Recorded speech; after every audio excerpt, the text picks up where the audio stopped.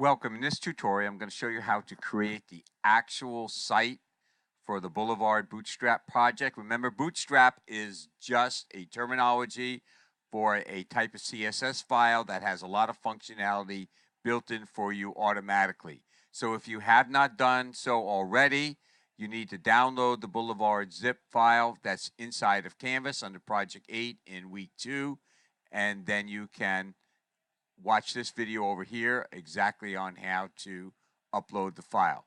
So I'm going to go into GoBerry.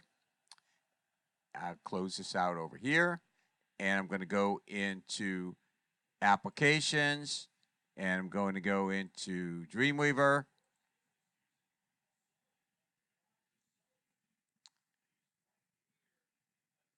Once I'm in Dreamweaver, all the sites that I have already defined should still be there.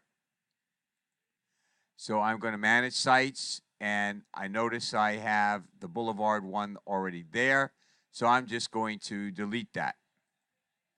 And yes, I know I want to delete it, and that takes care of that. Now I want to create a new site. So I'm going to call this Boulevard, or you can call it Project 8. It's totally up to you. I'm not a good speller, so I'm going to browse to the folder. Notice I have my S drive here. And I'm going to go to WIP. And I'm going to select the Boulevard one, and boom.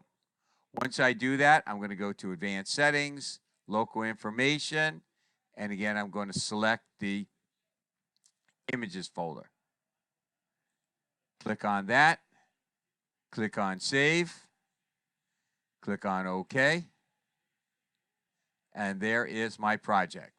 So I will show you just briefly right now exactly what you're going to see. You're going to have the content that's there.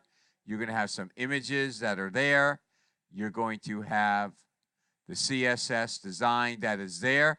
The reason why you do not have a Bootstrap CSS is because it has not been created already. So I'm going to show you that right now. I'm going to click on File and New. We're going to use Bootstrap here. We're going to create a new. We don't need to worry about attaching a CSS file for right now. We are not going to include a pre-built layout. We're going to click on Customize. Leave these things over here. Columns 12, gutter 30, small 768, medium 992, and large 1200. Do not worry about this over here we're not using Photoshop comps. Click on Create, and it's all done for you. And notice that now it has a Bootstrap in here. The lock sign over here means it's locked. Do not make any changes to the Bootstrap. So let's go into Bootstrap here. Notice it also created 2 JavaScripts for you. Do not worry about that. Do not click on this to make it writable. And you'll see if you go all the way down to it, there is over 6,000 lines of code. You did not write any of them. I did not write any of them. You don't have to worry about it. But you can see it's all broken down into everything that you need. These glyph icons over here are what shows these little home icons and email icons that you don't have to do anything for. That's predefined. In here, I am going to make a video on the predefined layout already and show you what's in here. Notice you don't have to do anything on this over here. There's a lot of things that you are not going to need that's in here. So now we get down to the media queries. We have a container that's going to get set in there. Media, this is a media query, and that means the minimum is 768 pixels, and that's just basically setting the width of 750. You need the extra 18 pixels to account for stuff on the left and on the right. You'll always see the width is going to actually be less than what your screen size is. Again, over here, 992, but the width is 970, so it needs extra on the left and extra on the right, and again, 1200 and 1170. A fluid is not a fixed width. That's going to make it, however big your screen is or however small your screen is, it's going to be the exact size.